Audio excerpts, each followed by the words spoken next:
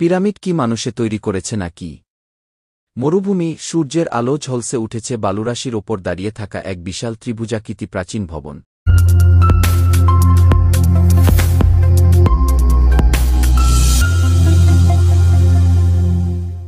Great pyramid of Khufu.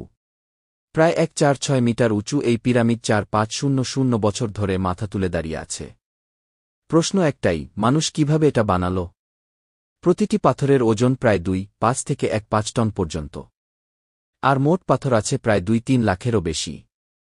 এখন ভেবে দেখুন, আজকের দিনে এত বড় বড় পাথর না কাটলে, না ক্রেন দিলে তোলা যায় না।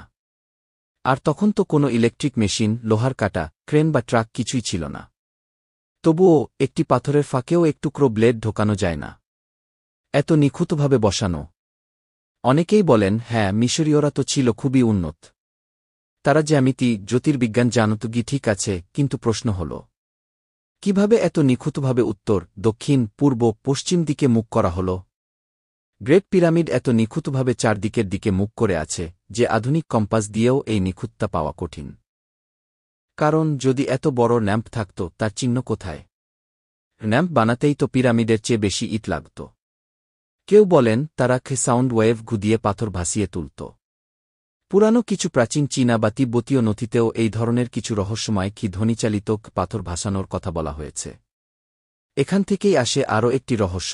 অনেকে বলেন এটা হয়তো এলিয়েনদের সাহায্যে তৈরি। কারণ পৃথিবীর নানা জায়গায় পিরামিডের মতো গঠন দেখা যায়, মিশর, মেক্সিকো, চীন, এমনকি পানির নিচেও। এত আলাদা জায়গার মানুষ কিভাবে একই রকম ডিজাইন তৈরি করল, যখন তাদের মধ্যে কোনো যোগাযোগই ছিল না? তাহলে কি কেউ তাদের একই জ্ঞান দিয়েছে? তাহলে কি কোনো উন্নত সভ্যতা একসময় পৃথিবীতে এসেছিল? তবে বিজ্ঞানীরা এখনও বলেন পিরামিড মানুষই তৈরি করেছে। কিন্তু তারা মানেন, এটা শুধু শ্রমিক দিয়ে বানানোর কাজ নয়, এটা শুধু কাটা আর হাতুড়ি দিয়ে বানানো যায়নি, এর পেছনে এমন জ্ঞান ছিল যা আমরা এখনও পুরোপুরি বুঝতে পারিনি। পিরামিড এক রহস্য। এটা শুধু একটা প্রাচীন কবর নয়, এটা মানুষের বুদ্ধি, মেধা আর হয়তো কোনো হারিয়ে যাওয়া প্রাচীন প্রযুক্তির নির্দেশন।